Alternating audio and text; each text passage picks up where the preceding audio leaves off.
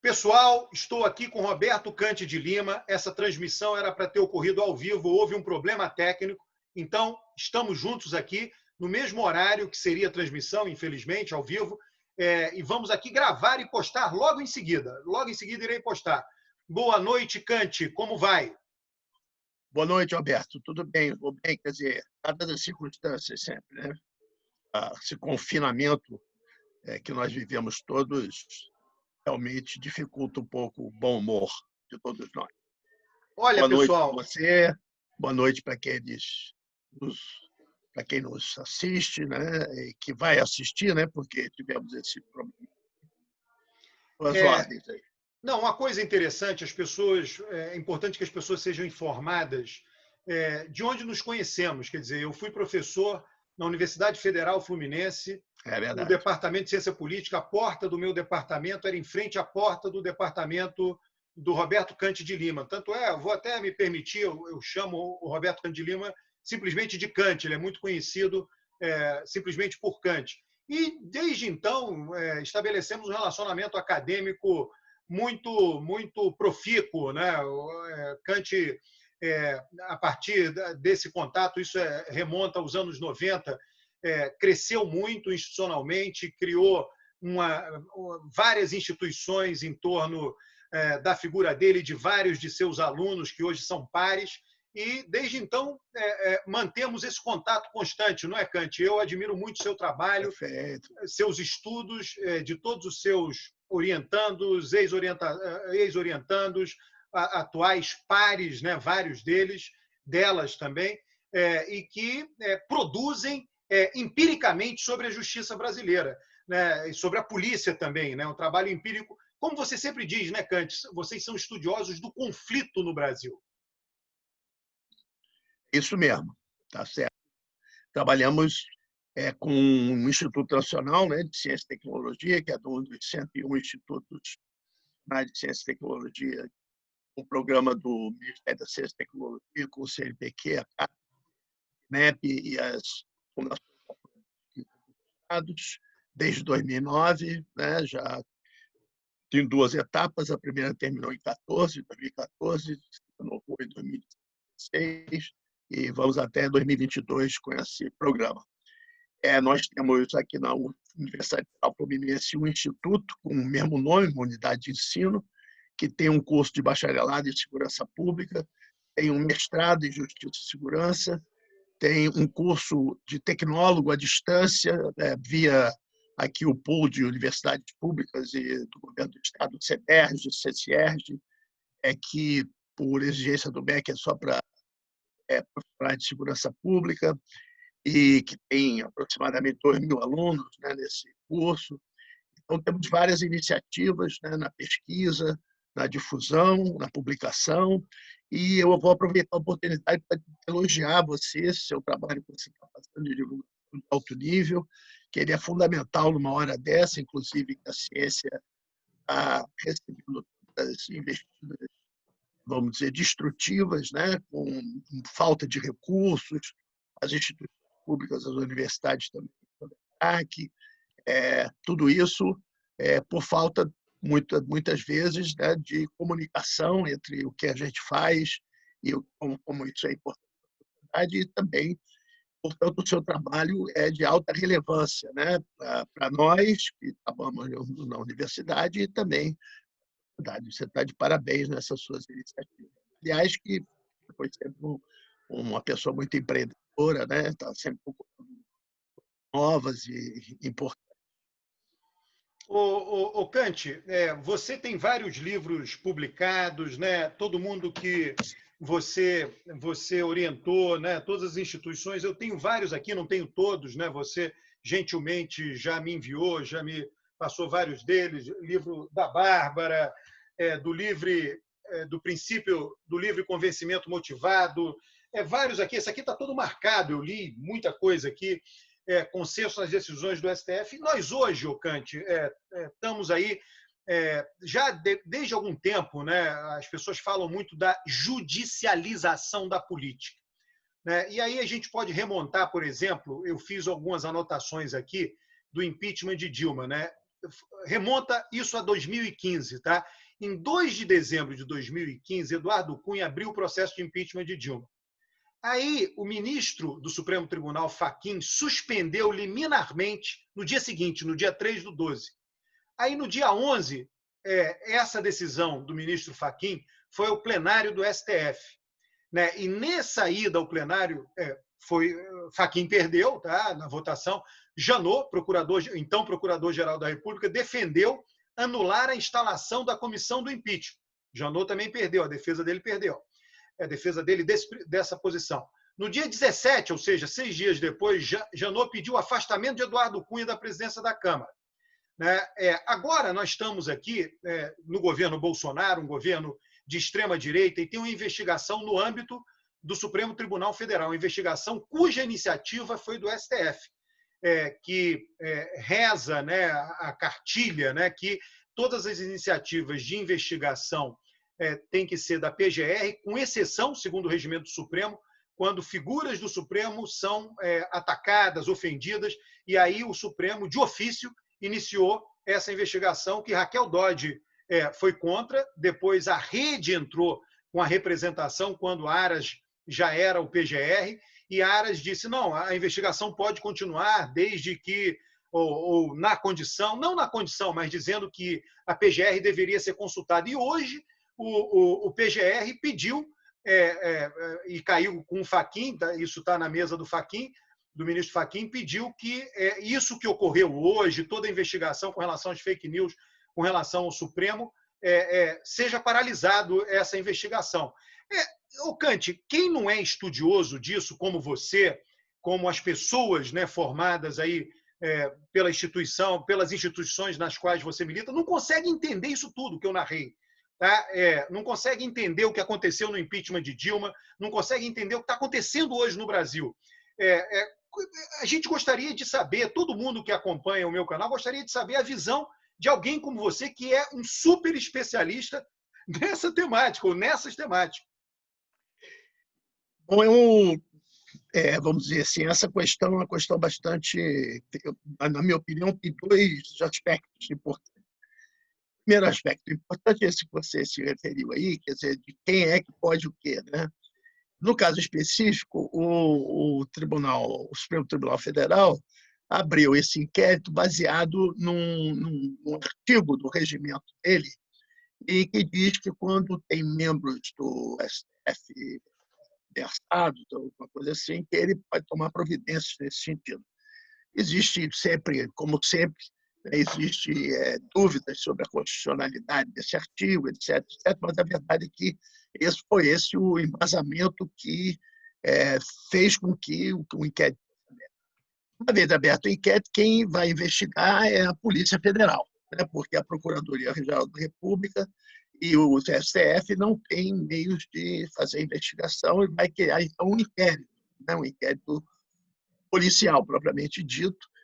E, no caso do STF, acho que é muito original esse inquérito, né, fica lá ao cargo do Moraes, é isso que ficou o juiz encarregado de... O que é privativo da Procuradoria-Geral é a acusação, é a denúncia. O que está escrito na Constituição, que é privativo, é a denúncia. Não está dizendo que é privativo a investigação. Nesse momento, nós não chegamos ainda na fase, vai para a Procuradoria para ela fazer alguma, ou não, né? Fazer ou não alguma acusação.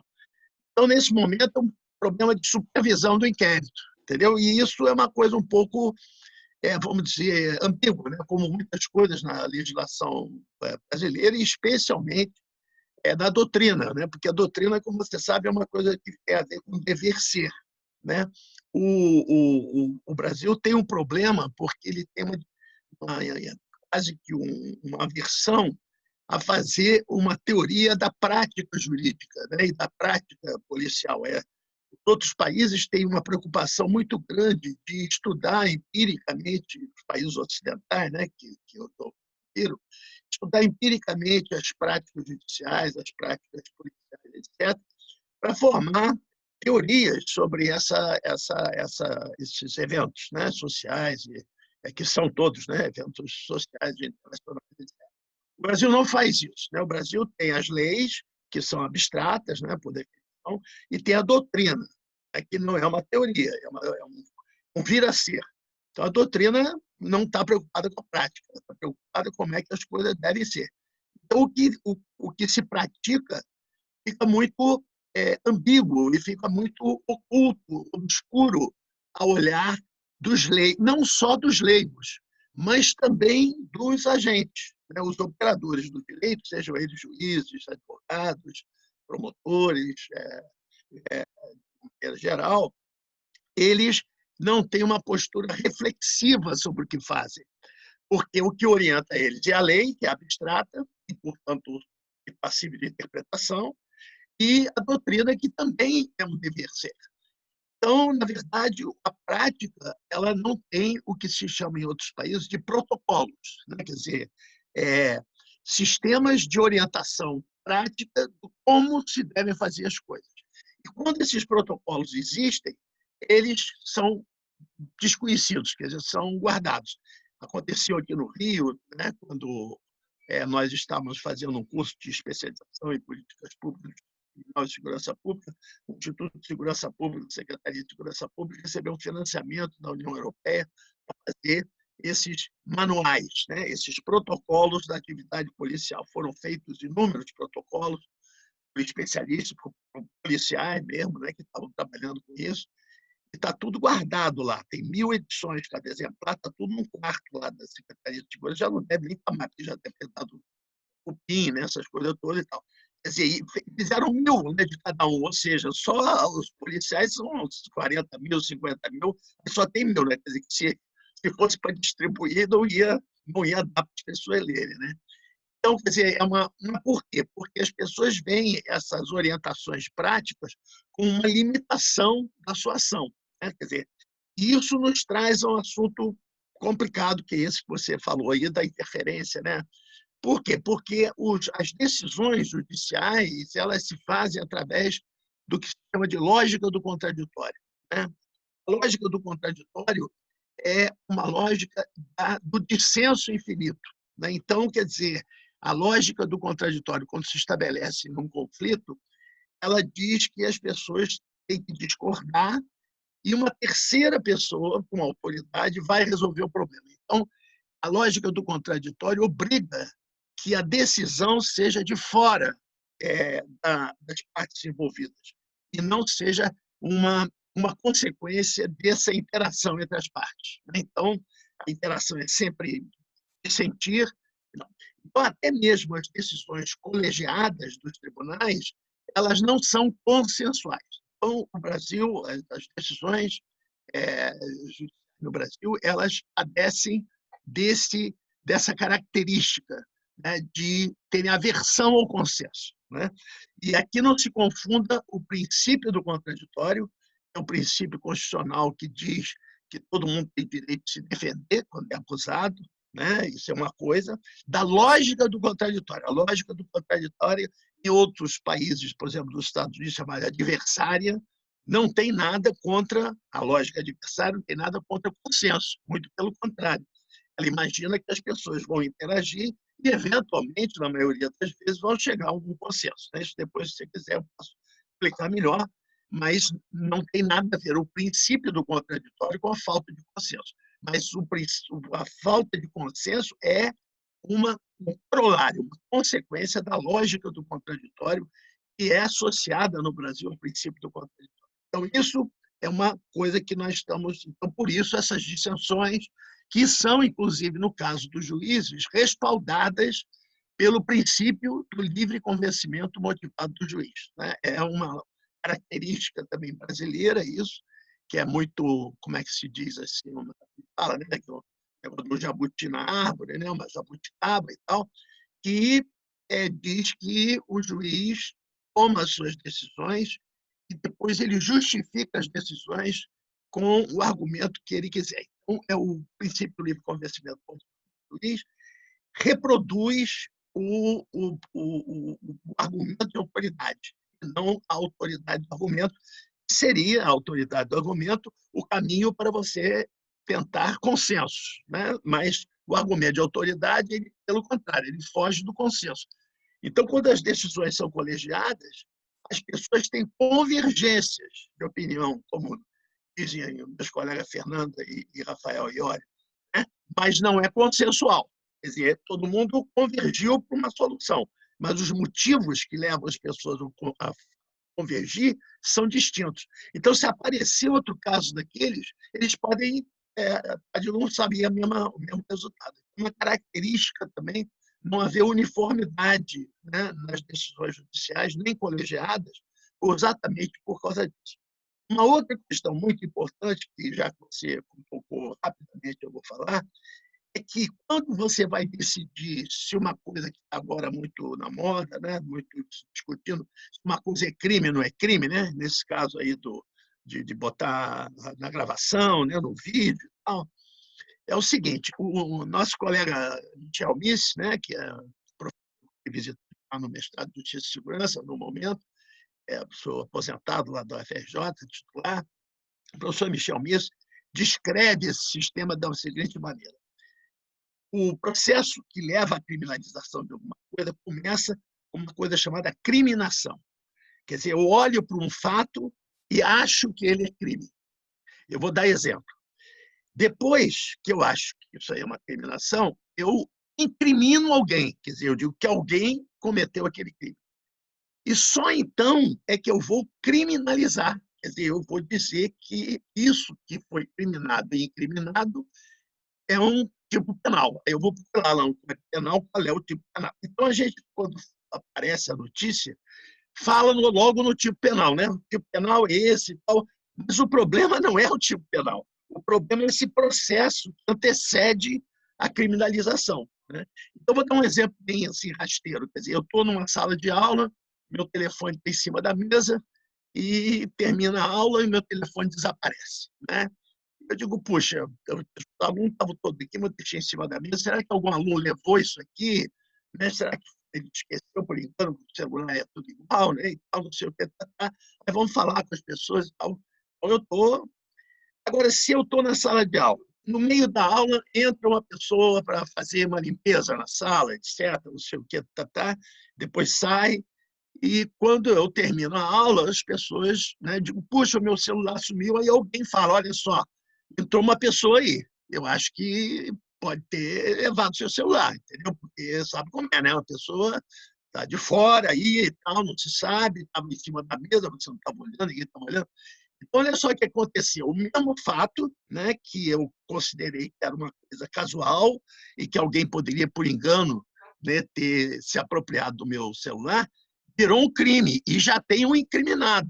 Já tem um cara que eu já vou falar com segurança, ó, entrou a pessoa aqui, quem é? Era branco, é preto, baixo, gordo, moreno, homem, mulher e tal, que fez a limpeza, que já está. A suspeição já foi levantada.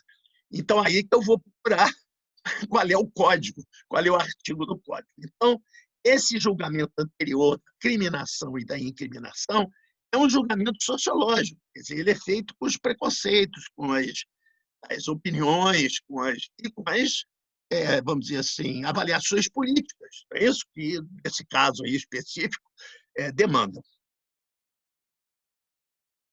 Não estou te ouvindo. Ô Kant, agora a pergunta que me vem, né? Como é em outros lugares? Não é assim em outros lugares? Eu fico assim, a gente sempre olha Estados Unidos, tem Estados Unidos, vocês estudam muita coisa comparada aí, tem França. Não é assim em outros lugares, porque é importante, essa coisa do direito ela é muito nacional, né? Política, direito, uma coisa muito nacional. Então, é, a gente é muito natural, você como antropólogo sabe disso, que as pessoas achem que o que é no Brasil é em todo lugar do mundo, é tudo igual, né? Quando nós sabemos que não é, né? Você poderia trazer elementos de comparação nesse seu exemplo, em outros exemplos Então, dessa lógica? nessa questão criminal, nós temos outra jabuticaba, né? Quer dizer, outra coisa que não existe em nenhum outro país ocidental, que é uma coisa chamada inquérito policial, né? O inquérito policial é uma invenção do século XIX, né, da década de 1870, um jurista paulista muito famoso, né, chamado João Mendes. Tem um livro que explica direitinho por que tem que fazer, etc. E ele foi feito, veja bem, na década de 70. A década de 70 é também a década da lei do ventre livre. Isso que é quando a escravidão praticamente ia cessar, porque daí para frente não nasceriam mais escravos no Brasil, né? O tráfico, teoricamente, estava proibido. Então, esse inquérito policial é uma instrução preliminar, sigilosa, por escrito, que copia, né, o procedimento canônico, que é da Inquisição, que está no canônico anterior, né, ao Código Canônico atual, e ela diz que é mais ou menos a mesma coisa, diz que a iniciativa, né, da autoridade para apurar quais são as circunstâncias do conflito, exatamente, diz o jurista, né, João Mendes, para evitar que haja alguma injustiça na publicização do conflito. Então, o conflito só vai ser publicizado depois que se verifica que ele realmente aconteceu daquele jeito que estão contando. Então, nesse caso, se for um conflito leve, as pessoas se arrependem e tal, ele perdoa, né, as pessoas, então, repreende, etc. Se é um conflito grave, mas as pessoas se arrependem, ele manda para o judiciário e diz, olha, houve um conflito, é grave, mas o sujeito é uma atenuante, é outra coisa católica também, esse negócio de que arrependimento atenua, né? E se o sujeito não se arrepende, aí ele manda para lá e diz, olha, esse cara não se arrepende. Então, tem uma verificação preliminar, mas tudo isso é escrito, tudo isso vira uma peça escrita, né? E essa peça escrita, aqui no Brasil, ela vai acompanhando o processo para a justiça e serve de base para o promotor ler isso e acusar.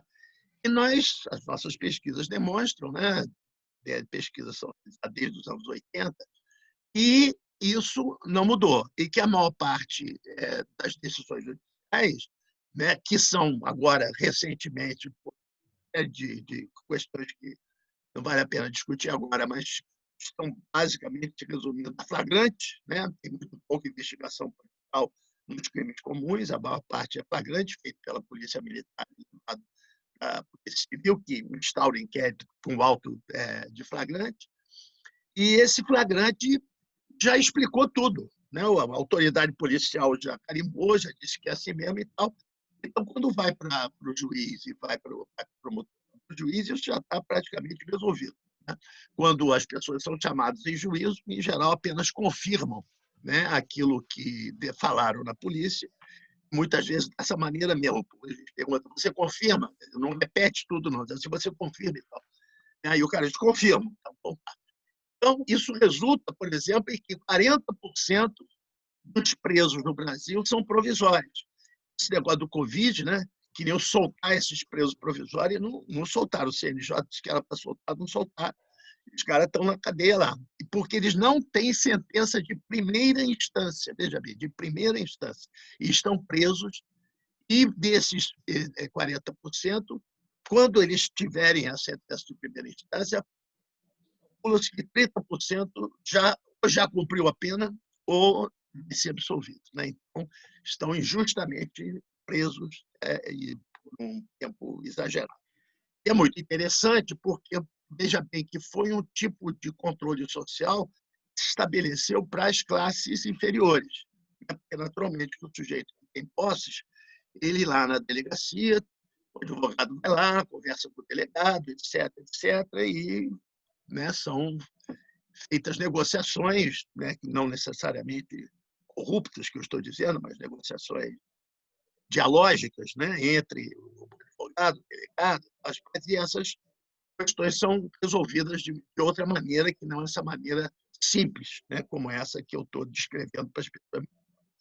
E é também muito interessante essa desigualdade jurídica, né, que vem do império, vem do negócio dos escravos, etc., e do tratamento dos escravos, não sei se você sabe, mas os escravos não eram sujeitos de direito civil. Eles eram semoventes, eram animais domésticos ou domesticados, mas eles eram sujeitos de direito penal. Então, né, tinham personalidade para ser punidos, mas não tinham personalidade civil para serem sujeitos de direito. E isso um pouco que se repete, né? Você vê que a maioria das pessoas nessa situação do flagrante são jovens, são negros, etc., através de posse de drogas, em pequena quantidade, tudo isso tem pesquisa, estatística, tudo isso. Então, agora você vê como é que funciona isso em outro lugar, por exemplo, nos Estados Unidos. O sujeito tem uma prisão, né? Ele prende as pessoas e tal, ele tem que apresentar ao juiz uma audiência que se chama arraignment, né? Nessa audiência comparece o polícia que prendeu, comparece o réu, o acusado, né, acusado, tem mais as testemunhas eventuais que houve, que presenciaram o fato, o defensor público, o advogado de defesa e o promotor, e o juiz. Aí o policial tem que contar a história, tem que contar o que aconteceu. E o juiz pergunta, né, o que aconteceu e tal. Aí tem testemunha, ele também pergunta para a testemunha, etc, etc, etc. E se o réu quiser falar, se o acusado quiser falar, ele pode falar, se não quiser, ele fica quieto. E o juiz, então, resolve se vai prender ou não vai prender o sujeito. Em geral, lá onde eu fiz trabalho de campo, né, na Califórnia, os juízes tinham como norma, se não houve violência, ele solta o cara. Né? Ele não deixa o cara na prisão, manda ele comparecer a uma audiência de instrução e julgamento, uma audiência preliminar, marca lá a hora. Isso é muito interessante também, como é que marca essas audiências nos Estados Unidos. A marcação da audiência é com todo mundo. O juiz pergunta para o advogado de defesa, pergunta para o promotor, ele mesmo vê a agenda dele, aí tem o Meirinho lá, o oficial de justiça que faz esse negócio todo, aí todo mundo marca, é uma marcação consensual. Né? Aqui não, aqui quem marca é o juiz. Né? O juiz marca a data, você tem que ir lá, se você não estiver lá, você está faltoso, está revelia. Lá é uma coisa consensual. Quer dizer, a consensualidade nos Estados Unidos começa na marcação das audiências. Né? Começa por aí. E depois ela prossegue, porque o que se vai avaliar nesse flagrante, né, que foi feito ali, é se existem evidências que podem ser levadas a juízo para poder condenar a pessoa. Né? E se essas evidências são muito fortes, a tendência do promotor é acusar, é levar a acusação para frente. Se as tendências não são muito, né, as evidências não são muito fortes, etc., a tendência é o advogado pedir para soltar o cara e também fazer um acordo, né, com o promotor para ele diminuir a acusação. Ele diminui o tipo penal que ele está acusando, vai para outro tipo penal com menor incidência de... E muitas vezes pede até para ter sursi, né, para ter uma liberdade, não liberdade condicional, liberdade sursi que chama, né? Quer dizer, você uma suspensão da pena. Né?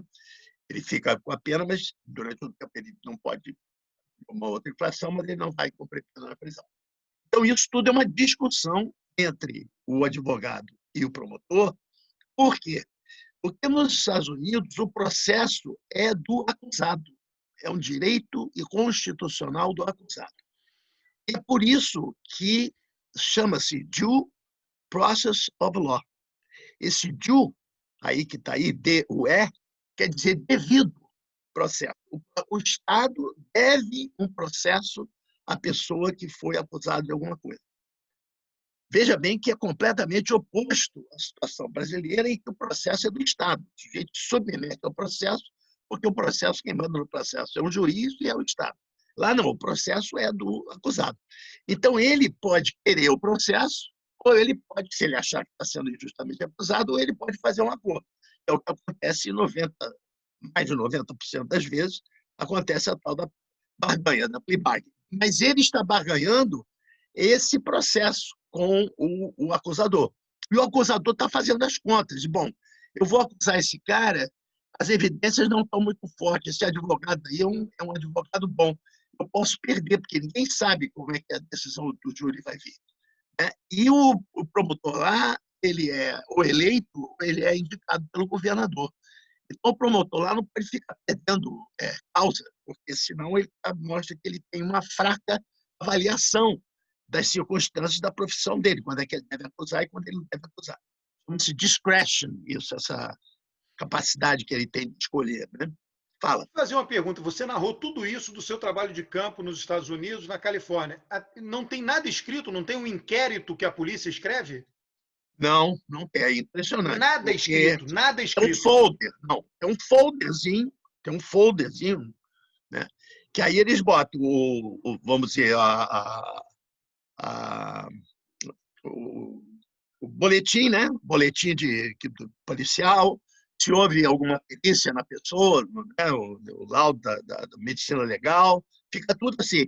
E eu achava engraçado, porque às vezes ele puxava essa pastinha, a pastinha caía no chão. Aí a pastinha caía no chão, os papéis se espalhavam. Eu ficava, né, com esse negócio brasileiro, meu Deus do céu, caiu no chão, será que... Aí eles apanhavam aquilo, botava dentro. Por quê? Porque isso só vai valer alguma coisa se o processo for para o tribunal. E se ele for para o tribunal, tudo que foi apurado antes vai ter que ser falado durante o júri. Isso dá para ver na televisão, nos filmes.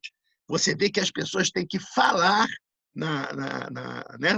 O réu tem que, o acusado tem que responder, o advogado tem que perguntar, ele tem que responder, a defesa, as testemunhas têm que falar, o policial que prendeu ele tem que explicar o que aconteceu. Né? Os jurados ficam só ouvindo e eles decidem em cima daquilo que eles ouviram. Né? Então, é completamente diferente aqui, porque tem uma opção de coisa escrita. O que está escrito é que vai ser analisado. E ainda tem mais um detalhe, que tem umas regras nos Estados Unidos, que chama-se regras de exclusão das evidências, né, do que pode e do que não pode ser dito no tribunal, nessa hora lá no tribunal, que vai influenciar sobremaneira a decisão do promotor e do advogado de fazerem ou não um acordo. Porque muitas vezes a coisa aconteceu, mas o jeito que ela aconteceu, ela não pode ser levada para o tribunal. Por exemplo, um caso, antecedente. O sujeito da testemunha que viu o negócio é um cara condenado.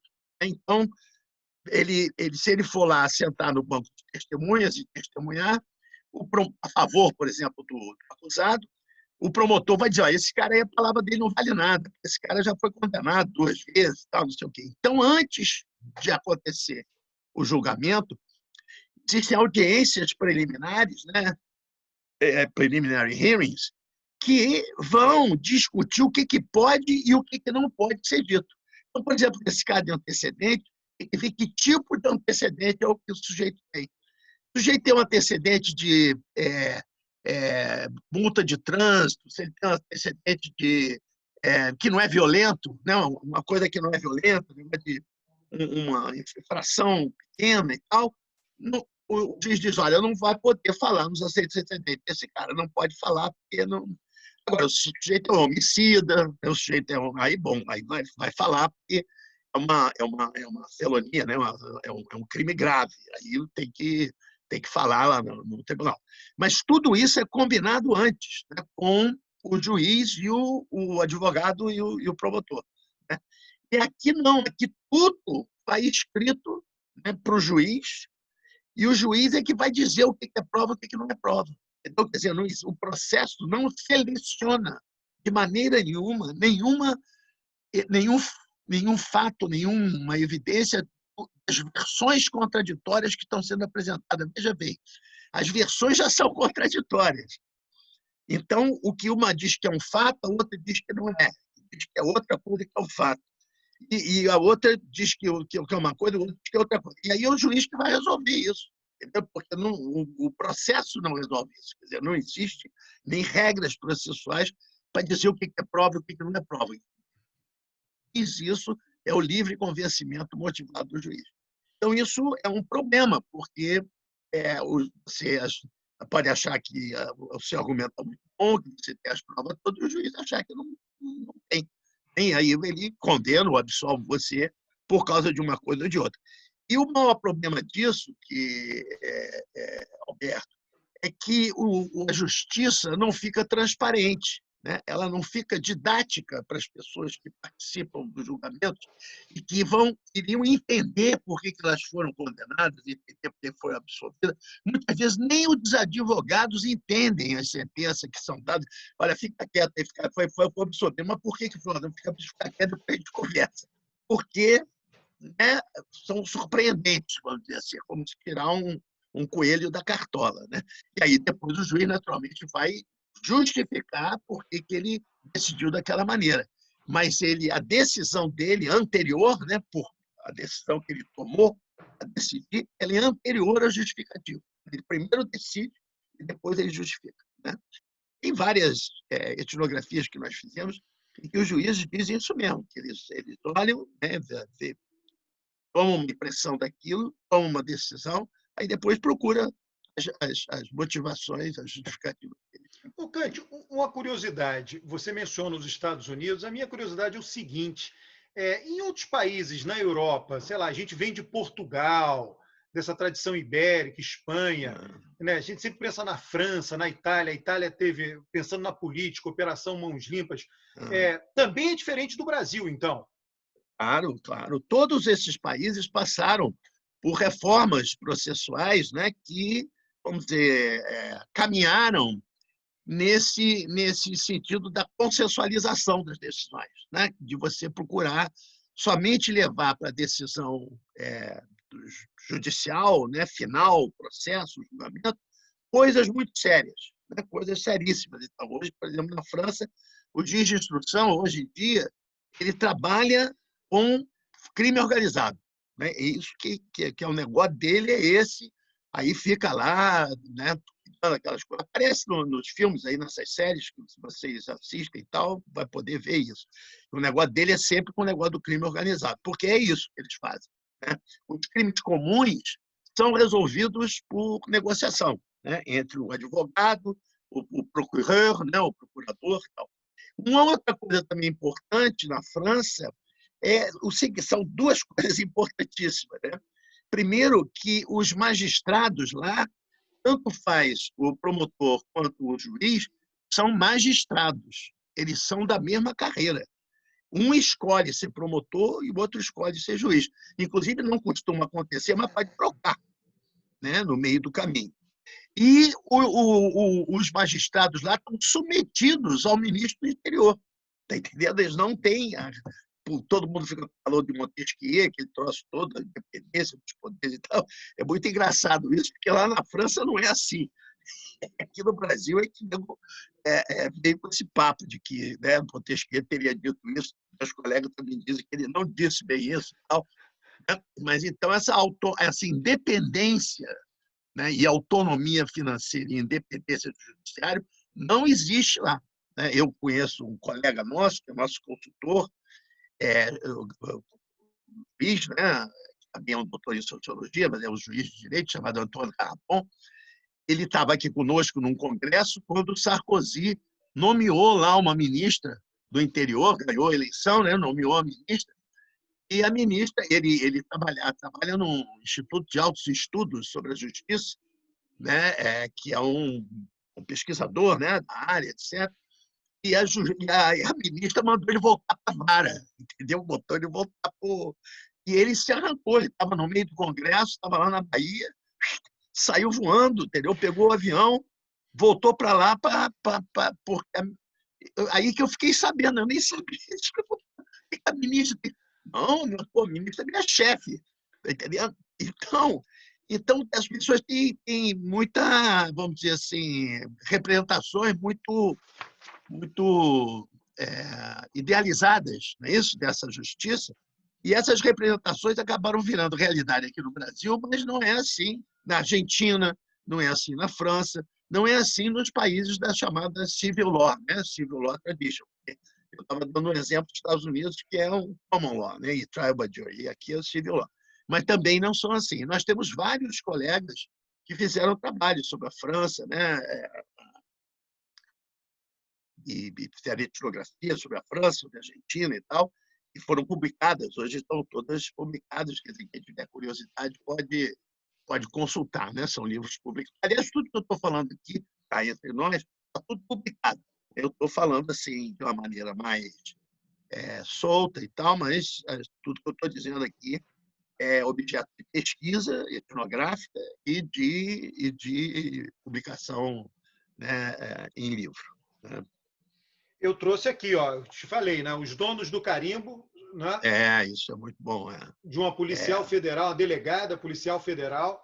é uma gente, Olha, é a gente. a gente, É, seria até injusto, porque tem alguns aqui, eu tenho na biblioteca, não consegui resgatar todos isso agora. aí, esse aí é importantíssimo, tá vendo? É o princípio do livre convencimento Tudo por parte do marcadinho aqui, juiz. eu li isso aqui. Ó. Exatamente. Então, Ó, esse daqui, um trabalho, né, de grande é, fôlego, né? E muitos é, outros aqui que eu trouxe, né, Cante, que você falou, tudo publicado é, da coleção, né? Estão isso. todos aqui comigo, enfim, e muitos outros que eu tenho aqui na minha biblioteca. Muito Ô, obrigado Cante, agora, pelo uma carinho. coisa, isso que você falou, a gente está aqui conversando muito e você dando os exemplos, né? Dos crimes ali, né, o celular na sala de aula, mas isso se transfere também para o Supremo Tribunal Federal e para a Procuradoria-Geral da República, não é? Claro, evidente. Eu quis dar um exemplo simples, né, que é para não Claro, complicar, né? Mas é a mesma coisa que está vendo. Quer dizer, aquilo é prova ou não é prova? Tá entendendo? Depende do arbítrio, né? Depende do que o procurador vai achar e depende depois se ele acusar e depende do que o juiz vai achar dos argumentos que o procurador levar e a defesa da pessoa acusada vai levar. Né? Então, num primeiro momento, existe esse inquérito que vai produzir fatos. Veja bem que em português, quando você fala em inquérito policial, é comum os delegados falarem, bom, inquérito policial foi feito para apurar a verdade dos fatos. Isso é muito interessante. Em inglês, você não pode falar isso, essa expressão. Porque se você disser que uma coisa é um fact em inglês, é porque nós concordamos que é um fato. Então, é uma coisa consensual. Você não pode provar a verdade de um fato, porque o fato, se eu chamo ele de fato, é porque eu concordo que ele é verdadeiro. Se eu não concordar que ele é verdadeiro, ele não é um fato. Ele é uma evidência. Ele está querendo virar fato. Ele quer ser submetido para virar fato. Aqui não, aqui você fala que vai apurar a verdade dos fatos, ou seja, eu digo que é um fato, a acusação diz que é um fato, o outro diz que é um fato também, ou diz que não é um fato. Então, não se chega a uma conclusão. Né? Então, quem vai dizer se é fato ou não é fato é a autoridade, né? Ou é o delegado, no caso do indiciamento, né? Do inquérito policial, ou vai ser o promotor, no caso da denúncia, e vai ser o juiz, no caso da condenação ou da absolvição. Então, vamos dizer, arbitrariedade, né? Que existe em função do processo não estabelecer definições claras e protocolos também claros para a manipulação das evidências e para a transformação dessas evidências em fatos, né, ele faz com que haja muita insegurança e muita falta de estabilidade no quanto ao resultado dos julgamentos. Né? Sempre, em qualquer instância e qualquer tipo de julgamento. Né? A não ser, como eu disse, esses dirigidos às classes subalternas, onde os flagrantes praticamente resolvem o processo. O flagrante policial resolve o processo porque o defensor público não tem um volume de trabalho muito grande, não pode ficar correndo atrás das testemunhas, etc., etc., e aquilo o cara acaba sendo condenado mesmo. Né? Quando ele é condenado, quando recebe a sentença. E essa desigualdade que eu estou falando, ela é explícita. E veja bem, teve uma discussão aqui no Brasil enorme de um sujeito que veio aí preso depois da condenação em segunda instância. Segunda instância. E o que acontece é que tem 40% de 800 mil presos, ou seja, tem 320 mil pessoas presas sem sentença. E ninguém acha nada disso, acha que isso aí é muito natural. Porque essas pessoas são pessoas das classes subalternas, são negras, são jovens, são acusados de tráfico de droga, não sei o que. Então, é normal isso.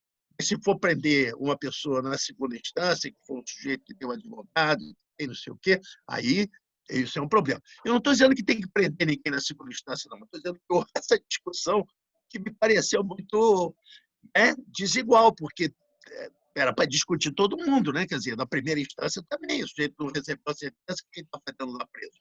Né? De alguma maneira, o que você diz aí, esse que foi preso sem ser julgado sequer, ele foi preso pelo inquérito policial. Na verdade, Pelo foi flagrante. flagrante, Pelo flagrante. é. Auto de prisão em flagrante, chama APF, a gíria, APF. Aí fizeram essas audiências de custódia, querendo imitar os arraignments. Isso também é outro hábito, que o sujeito vê os nomes tudo nos Estados Unidos, vê o filme, aí quer fazer igual.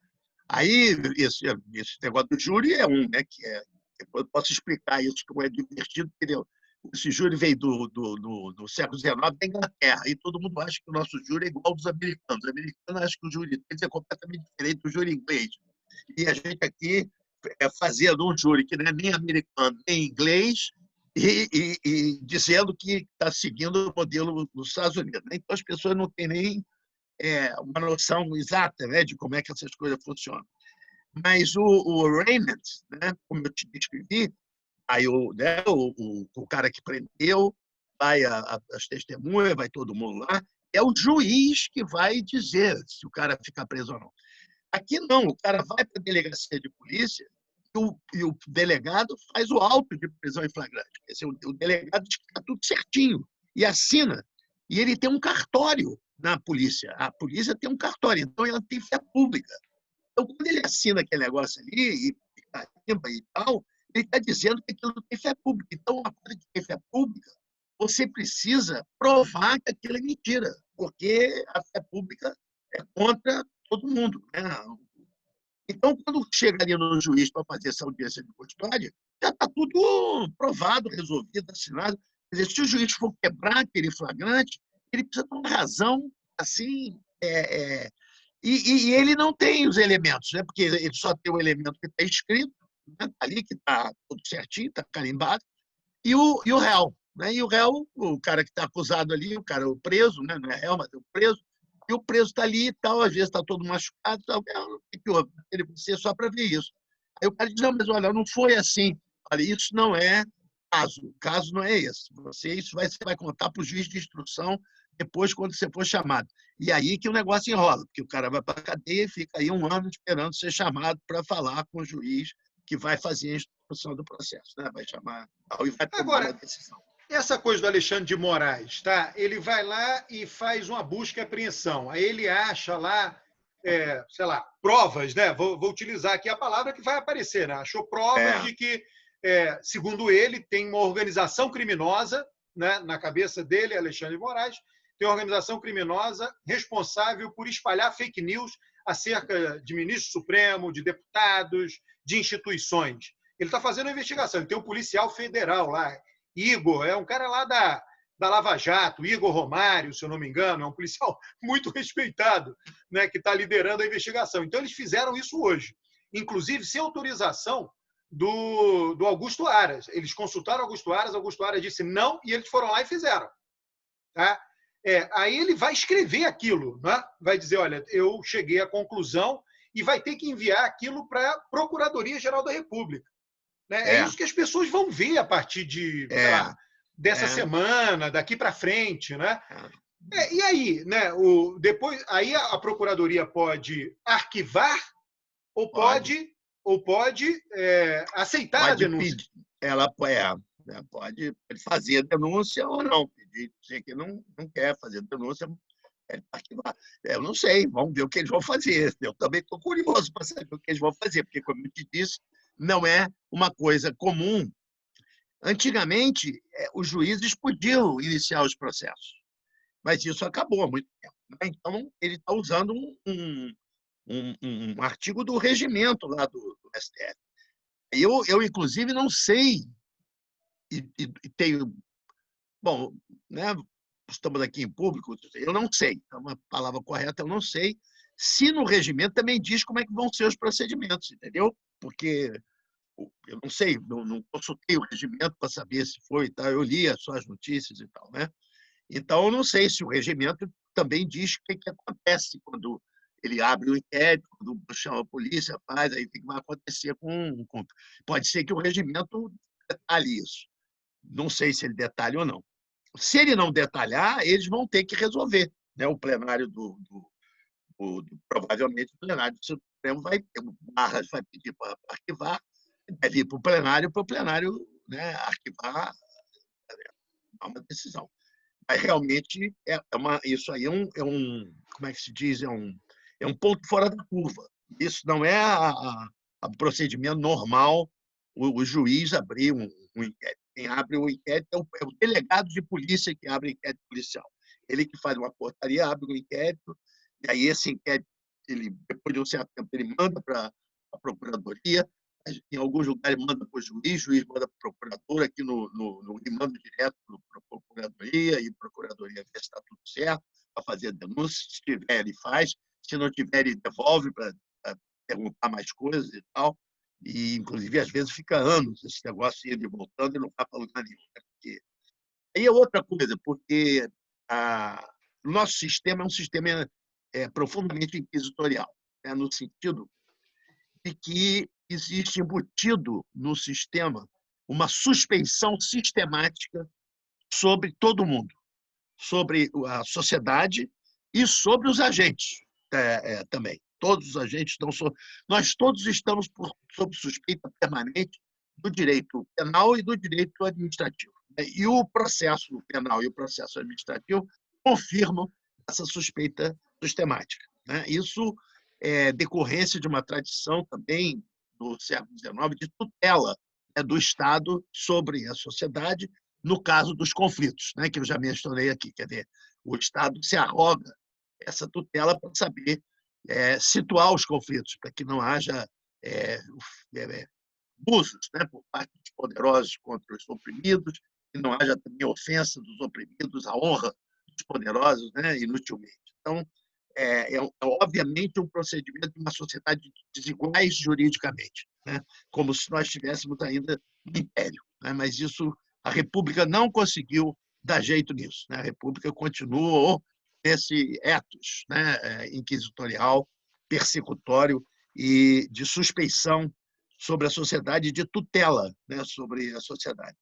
Então, vamos dizer assim, nesse caso, quer dizer, sempre é o Estado que resolve isso. Ele não fica na mão das pessoas envolvidas tomar providências, administrar os seus conflitos, etc. É o Estado que administra o conflito, e ele administra o conflito, no caso dos juízes, dando esse livre acontecimento motivado dos juízes, e no caso de todos os outros operadores, ele obriga as pessoas, tecnicamente falando, a denunciarem e abrirem inquérito sempre que virem qualquer coisa que pareça um crime.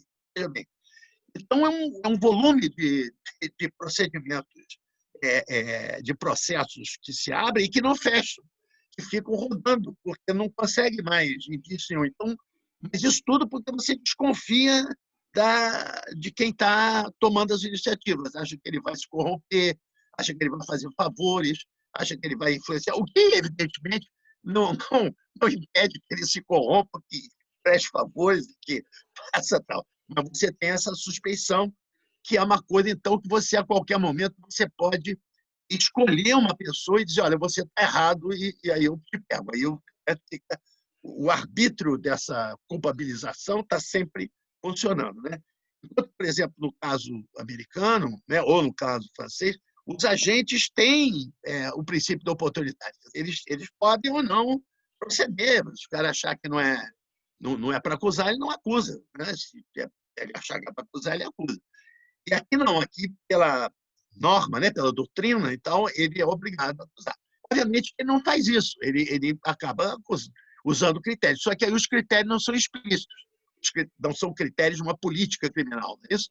São critérios subjetivos. Ele tem uns critérios, o colega dele tem outro, o colega dele tem outro, aí depende de você vai cair aonde para você saber como é que você vai ser o resultado da sua trajetória processual. Então, é um sistema muito que preza muito esse negócio do argumento de autoridade, centraliza, né, os procedimentos na mão do juiz. Isso foi feito na década de 30, né, na ditadura Vargas. Tanto o Código de Processo Civil de 39 quanto o Código de Processo Penal de 41 são explícitos nas suas exposições de motivo, feita pelo Francisco Campos, ministro da Justiça do tempo, de que o juiz é que centraliza o processo. Ele é o dono do processo, ele que roda e tal, aí ele faz toda uma catilinaria contra o tempo, né, da República Velha, em que esse processo foi descentralizado, e diz que tem que ser, centralizou na figura do juiz. E ficou assim até hoje, né? Então, é uma coisa também de alta resiliência nessas instituições judiciárias. Você vê que esse inquérito policial é de 1870, esse, quer dizer, do Império. O João Mendes, ele tem uma frase no livro dele que é fantástica, que ele diz assim: essa lei de 1870 foi tão... Na verdade, foram duas leis, uma lei, o Regimento 71 e 72, mas eu estou arredondando aqui. E foi tão bem feita, tão perfeita, que veio a República e não precisou mudar nada no Código de Processo. Olha só, o Código de Processo, que é o negócio do Império, que tem nobre, escravo, plebeu, senhor de engenho, coronel. O Código de Processo tinha que contemplar esses negócios todos. Aí ele diz que o troço é tão bem feito que veio a República e não precisou mudar o Código. E, na verdade, não mudou. O que é pior ainda. Que é pior ainda, a Constituição de 91, a Constituição de 34, 37, 46, mas o Código de Processo é de 41, nosso Código mesmo é de 41. Ele teve algumas mudanças, certamente, né? Recentemente, inclusive, essa mudança desse pacote anticrime, né? Que criou esse juiz de garantias e que foi suspensa a vigência, criou também um negócio chamado cadeia de custódia, que é uma espécie de um protocolo para você ver as evidências da polícia, né, e tal. Mas tem que ver como é que vai funcionar, porque a polícia brasileira não tem nenhuma ideia de protocolo nenhum, né, para fazer nada. Não existe isso, porque não existe. Porque qual é o protocolo? O protocolo é o do cartório. Esse, quer dizer, é o cartório que escreve com fé pública como é que a prova foi feita. Agora, fisicamente, quem botou a mão na prova, né? Não sei se você vê esses filmes, eu não vejo muito, não, mas de vez em quando acho graça, né?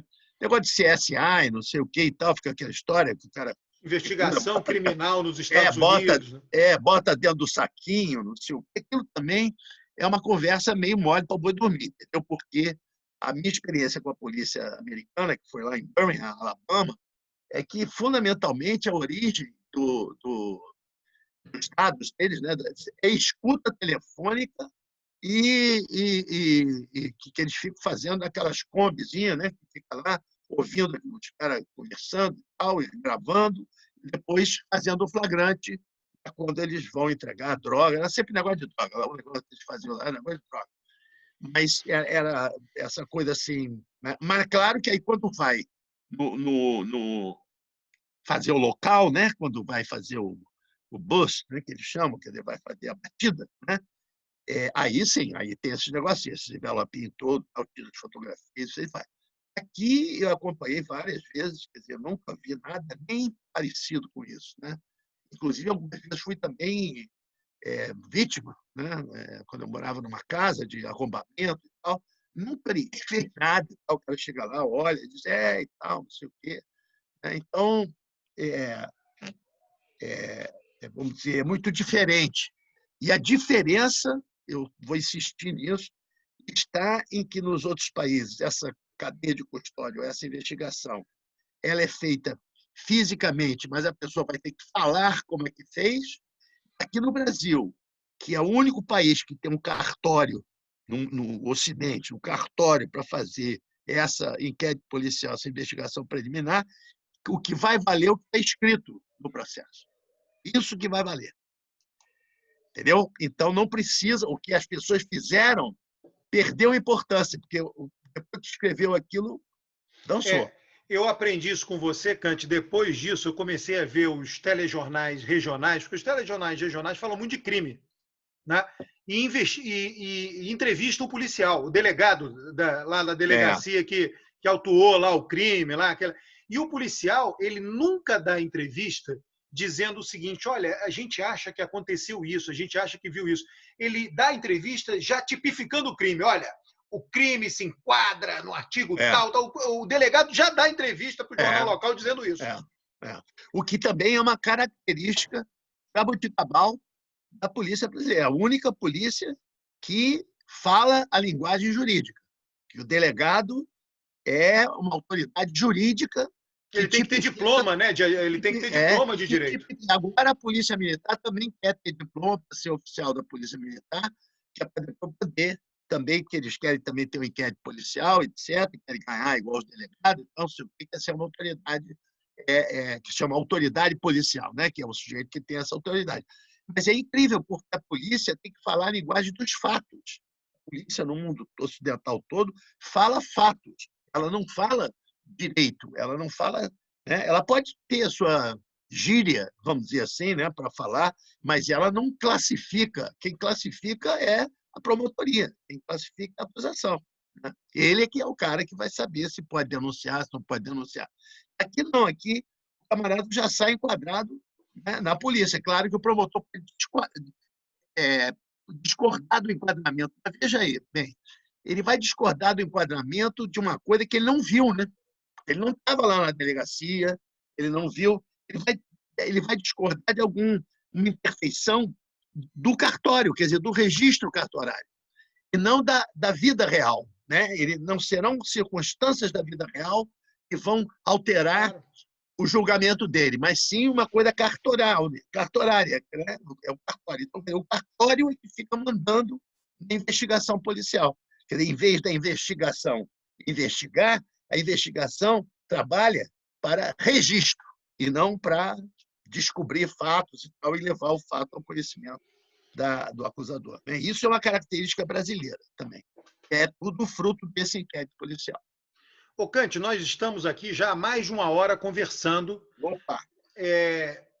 A gente caminha um pouco aí para o final, né? Eu queria que você fizesse um fechamento. Agora, eu queria chamar a atenção o seguinte: primeiro, agradecer a sua disponibilidade. Segundo, querer aqui publicamente o seu compromisso de que esse seja o primeiro de várias conversas neste canal de YouTube. Né? Você vai trazer, você vai apresentar para mim alguém, né, algum par seu que pesquisa alguma área, ora você virá junto com esse seu par e vamos fazer aqui uma mesa redonda virtual, né?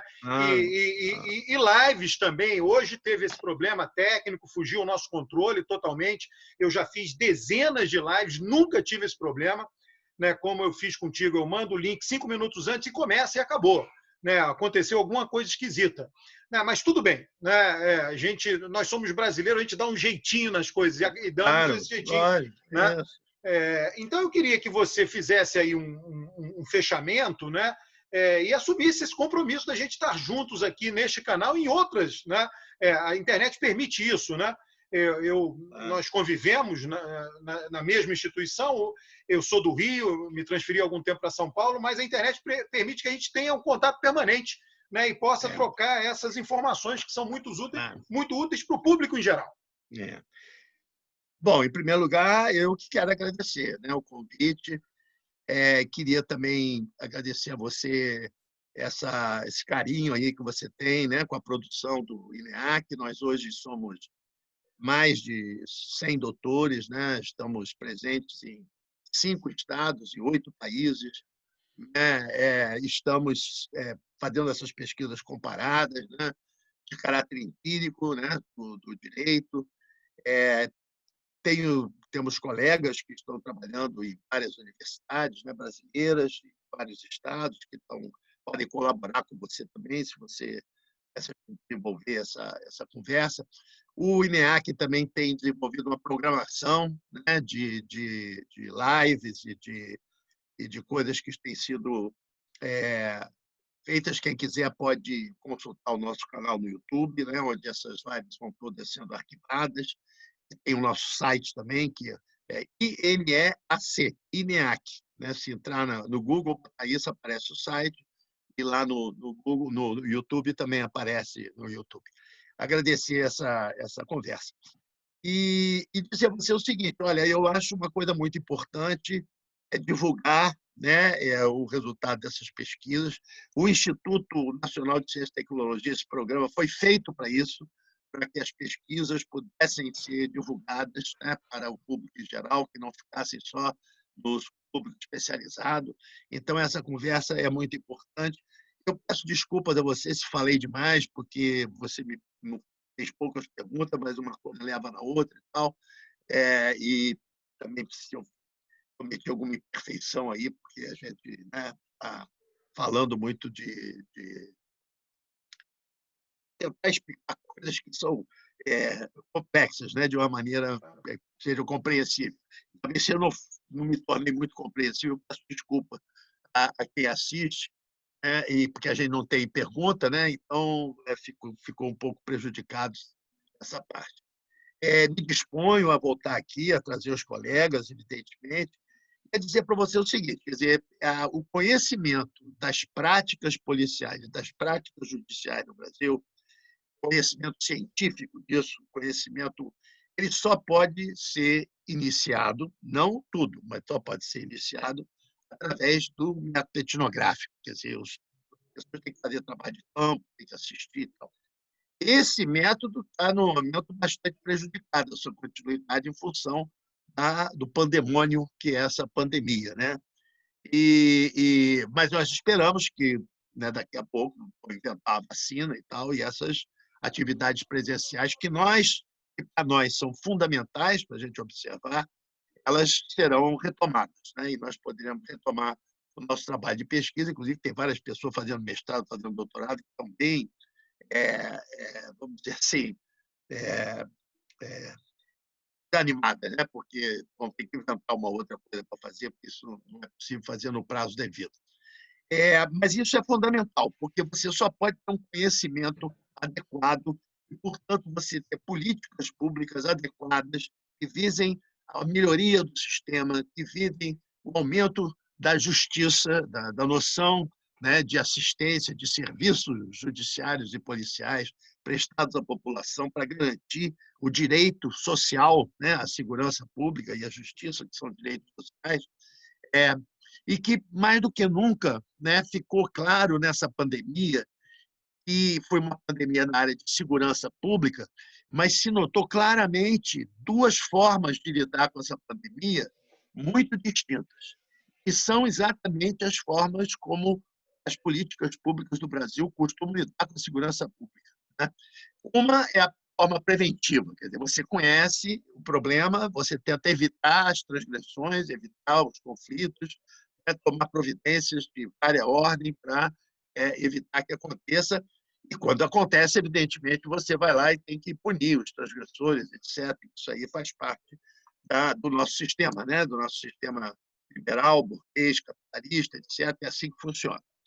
Por outro lado, você tem resquícios antigos, né, de uma sociedade que não queria prevenir, que não está interessado na vida, não está interessado na normalização da sociedade, está interessado no castigo e na repressão, né? Então, também na segurança pública, você, a maior parte das políticas públicas quer tratar os conflitos na base da repressão, quer dizer, deixa o conflito acontecer, aí vai prender as pessoas, vai fazer operação, aí, né, inclusive frequentemente com feridos civis, né, pessoas que não estão envolvidas no conflito, etc.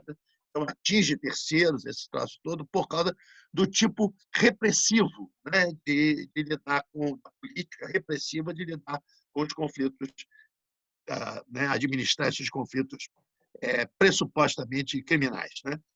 E a saúde pública foi a mesma coisa. Você tem uma discussão do governo querendo tratar, fazer um tratamento, quer dizer, o sujeito fica doente, aí ele pode morrer ou pode ser tratado. Então, você dá um remédio para ele. Se fez bem, ele melhora, se não, ele morre. E, do outro lado, você vê uma política preventiva querendo evitar que as pessoas se contaminem, para não encher o hospital, as pessoas poderem todas terem seu atendimento comum e tal. Então, é engraçado porque você vê que, nos dois casos, da saúde pública e da segurança pública, uma semelhança muito grande desse choque de políticas públicas. né?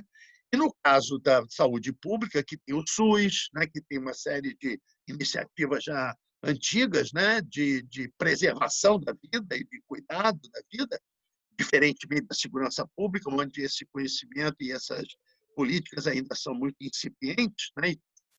Depende do governo, sai um governo, vem outro, muda tudo e tal, e elas se revelaram assim próprias de uma sociedade de desiguais, uma sociedade que trata a vida das pessoas, da sua população, dos seus cidadãos, com um valor desigual. Então, há vidas que vale a pena preservar, há vidas que a gente não se incomoda de preservar ou não, tanto na saúde pública quanto na segurança pública, né? Então, isso é um fator que todo mundo tem que pensar, porque ele quer dizer o seguinte, que eu, quando estou bem, eu não quero me incomodar com a situação do outro, deixa que o outro que se vire, que, como disse lá o ministro, lá, né, falando do outro que se F, né, os outros que se F, né, e tal, muito sinceramente, né, e tal. E isso não é um código adequado ao convívio de uma sociedade normalizada, civilizada, onde, evidentemente, que eu tenho que me preocupar com o bem-estar alheio, porque o que acontece com os outros acontece comigo. Isso. Aqui não, que você acha que só acontece coisa ruim com os outros. Com você não vai acontecer. Tá tudo certo. É quando acontece com você, mas que injustiça. Eu sou injustiçado, que sacanagem, pô, sacanagem. Imagina, eu. Né? Então, quer dizer, só você que é inocente, quer dizer, os outros todos são culpados, você que é vítima inocente. Então, não se nota que esse sistema, né, de uma sociedade pré-republicana, né, de uma sociedade repressiva, de desigualdade de direitos, ele é funesto, né, para a nossa harmonia, para a nossa vida social, de uma maneira mais, vamos dizer, amena, de uma maneira mais universalmente, né, onde os direitos e os serviços estejam universalmente disponíveis para toda a sociedade. Então, a minha mensagem é essa, né? Eu me coloco novamente à disposição, uma pena que quem vai nos escutar não pode perguntar, mas quem sabe eu posso voltar uma outra vez aí para né, continuar essa discussão sobre outros assuntos e tal, que digam respeito, evidentemente, às nossas pesquisas. E, com isso, eu me despeço de quem nos Muito, assiste. muito obrigado, viu, Kant? Muito obrigado, hein?